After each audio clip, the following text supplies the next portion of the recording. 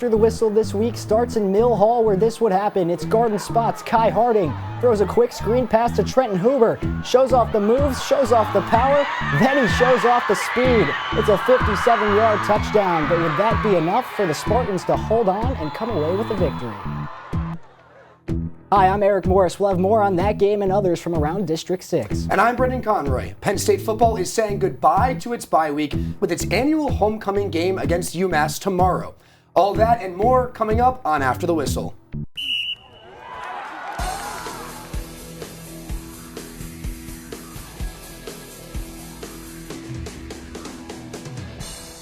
Our game of the week takes us right into our backyard as State College hosts Harrisburg in a rematch of last year's 6A state semifinals. The Cougars avenged a 20-6 regular season loss with a 27-7 win to advance to the state championship. Tonight's game was similar to that semifinal game. In one of the best matchups of the season, 6-1 Harrisburg came into town to face 5-1 State College. Harrisburg is ranked 8th in the state, while the Little Lions are 13th at the 6A level. We send you to downtown State College, where the Little Lions and Cougars face off on that opening drive. Quarterback Sean Lee launches that downfield to put them near that 10-yard line, where the next play, it's Lee taking it himself as he splits the defenders from 8 yards out to bring Harrisburg on top 7-0. Later in the first, it's Lee connecting with Koch again, as you can see right there, for another Harrisburg touchdown, as that will double the lead. 14-0. Now with 5 minutes left in the second quarter, Harrisburg running back Nehemiah Elwell takes it into the end zone for a 9-yard touchdown, as you see right there. The extra point will be no good, but Harrisburg will extend its lead to 20-0. It was a rough night for the Little Lions as they fall to the Cougars 20-0. That'll bring them to 5-2 on the year. State College will look to rebound next week against Cumberland Valley. Meanwhile, Harrisburg improves to 7-1 and will come back home to clash with Chambersburg next Saturday. State College is now 5-2. The Little Lions will need to regroup before traveling to Cumberland Valley next week. Harrisburg will host Chambersburg next Saturday. Our Game of the Week reporter Jack Raczynski was at Memorial Field tonight. Jack, go ahead and break down that game for us. Well, what I saw tonight, Brendan, was a complete win by Harrisburg. Didn't matter if it was running, passing, or defense. Harrisburg played lights out. Let's have a look. Harrisburg and State High have had some recent playoff history. The schools are just about an hour apart. The teams play every season. Memorial Field was ready for a rematch. And just like last year's state semifinal, Harrisburg got the win again. Harrisburg would score 3 touchdowns in the first half thanks to Sean Lee, Elias Koch, and Nehemiah Ewell. It was an outstanding win on all fronts, but quarterback Sean Lee unlocked Harrisburg's full potential tonight. In addition to an emphasis on the passing attack that allowed for multiple big splash plays, Lee's dual threat presence allowed him to use his legs to move the ball down the field as well. This made Harrisburg a force to be reckoned with on this frigid October night here at State College. That's a great defense, and they don't make many errors, but we're just doing what we do best and running the ball, and that opened up the pass game for us. However, let's talk about that Harrisburg defense. Safety Quincy Brannon had 2 picks on the night, and the Harrisburg D would shut down State High's offensive prowess, securing the shutout. Honestly, it was just our defense, like the way our coach set up our defense, honestly. We were playing cover 3, cover 2 for real, but halftime it was cover 3, and I just played my role. Harrisburg hopes to build towards another playoff run with a road win against a tough State High squad. The Harrisburg Cougars were frighteningly good tonight, which I guess is fitting for Friday the 13th. Reporting in studio, I'm Jack Raczynski. Now over to you, Eric. Thanks, Jack. Now let's take a look at a game that features 2 teams right in the thick of things in the Mid-Penn Keystone Conference. It's 5-2 Hershey as they travel to take on 4-3 Mifflin County. Mifflin County's first drive of this one did not go the way that they wanted. The ball is picked off by Cameron Sweeney, who returns it deep into Husky territory, sets up perfect field position for the Trojans with just under 7 minutes left to go in the first. Ensuing drive, it's Cam Sweeney again. He also plays quarterback. He fakes out not just the defenders, but also our cameraman.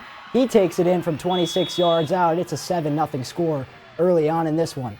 Trojans knocking on the door again. It's running back Angel Cabrera. Shows off the power on a 6-yard touchdown run. It doubles the lead, 14-0 with 8 minutes to go in the half. Now Mifflin County trying to make a comeback. It's a deep ball from Landon Acorn. Hauled in by Parker Kearns for their first score of the night. Draws the lead down to 10, but that would not be enough as Hershey would go on to win 24-14. Hershey improves to 6-2 and hosts Lower Dauphin next week. Mifflin County falls to 4-4 as they will head to Bishop McDevitt next Friday. Let's head out to a game that features one of the best in Laurel Highlands Conference as 6-1 Penn Cambria hosted 1-6 Bellwood Antis. The Panthers winner of 6 straight after their initial loss to Richland. Middle of the first quarter still scoreless, but Brady Jones is going to lob up a 34-yard pass to Connor McDermott, which will set them up for 1st and goal. Now 2 plays later, Jones will throw it again, a 10-yard touchdown pass this time to McDermott. Once again, the receiver 7-0. Penn Cambria takes the lead.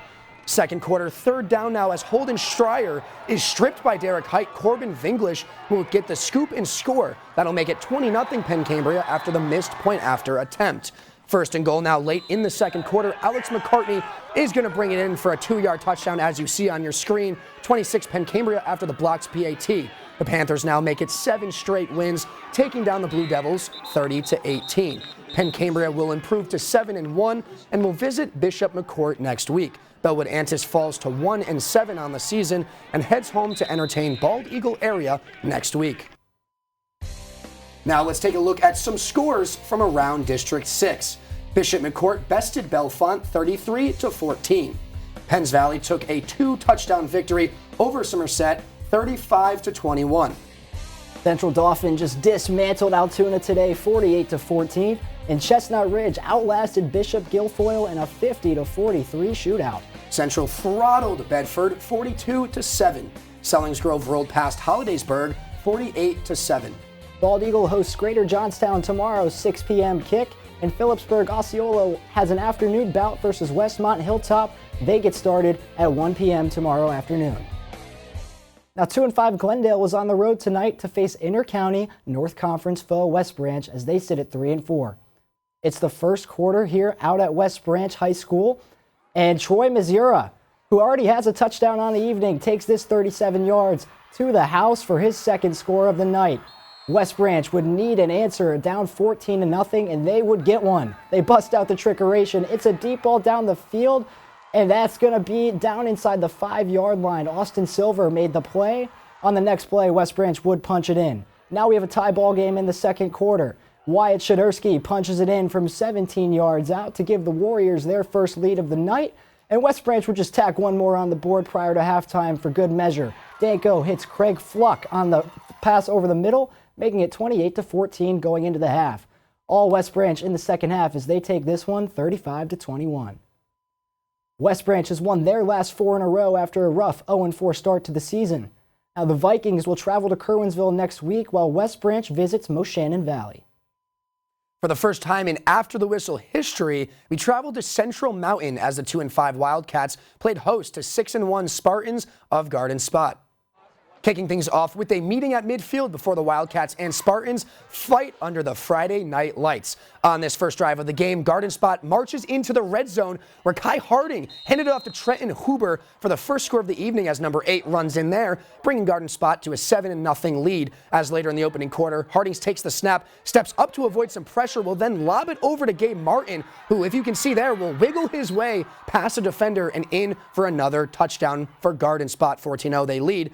Nearing the end of this first quarter, Harding will throw a quick screen pass to Huber, and look at that man go. Someone please cue the circus music as he dances and makes his way through 3 different defenders and across the field for a 57-yard touchdown. Garden Spot now leads 21-0.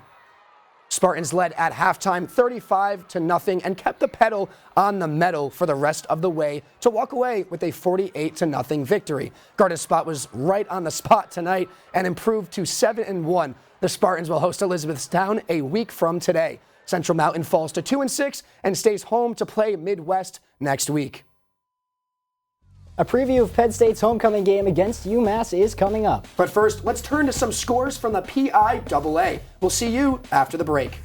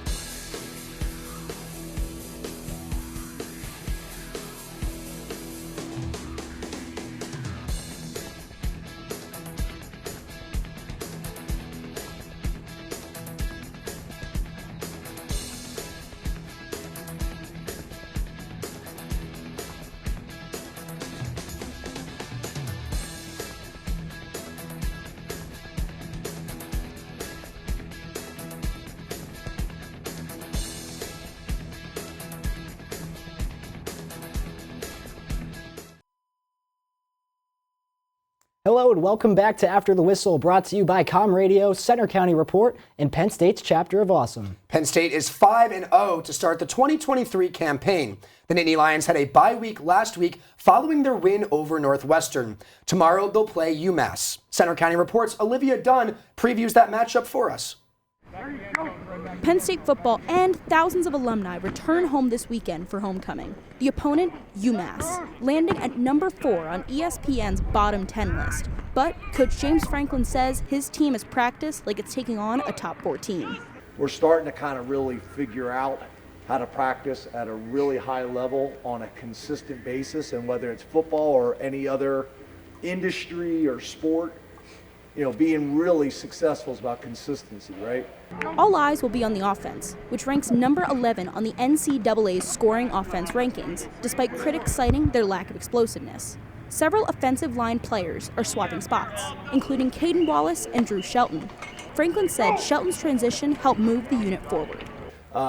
So I think at first, Shelton, that transition going from left side to right side was hard on him. But he's adjusted really well, and I think our coaches and his teammates have a lot of confidence in his ability to do it. It's definitely an adjustment. I'm just trying to embrace it. You're going to have your ups and your downs, and everything, you got to take it with a grain of salt. We're going against a bunch of really good DNs, and they're preparing me for whatever we're going to see this week. Kickoff is slated for 3:30 p.m. on Saturday. Make sure to catch all the action on Com Radio. After the Whistle's very own Dylan Price and John Drager will be on the call following a pregame show starting at 2:30. As you know, it's homecoming week here on campus as people flooded to downtown for the parade, which featured the cheerleaders and the Blue Band putting on a show in front of those hundreds of visitors that lined the streets. State College will welcome back plenty of alumni for Penn State's homecoming game tomorrow afternoon against the Minutemen. We will see you tomorrow at Beaver Stadium. Well, Brendan, it was a great week of regular season football. We're just a couple weeks away from playoffs, so teams really got to get it figured out. Yeah, a lot of time for teams to just really get their game together, really figure it out before the postseason. Great week of games, but even better being able to talk to you about it tonight. Yes, sir. That's all for Week 7. Join us next week as we continue to talk about all things District 6. I'm Eric Morris. And I'm Brendan Conroy. Thank you for catching up with us all on this high school football action recap right here on After the Whistle.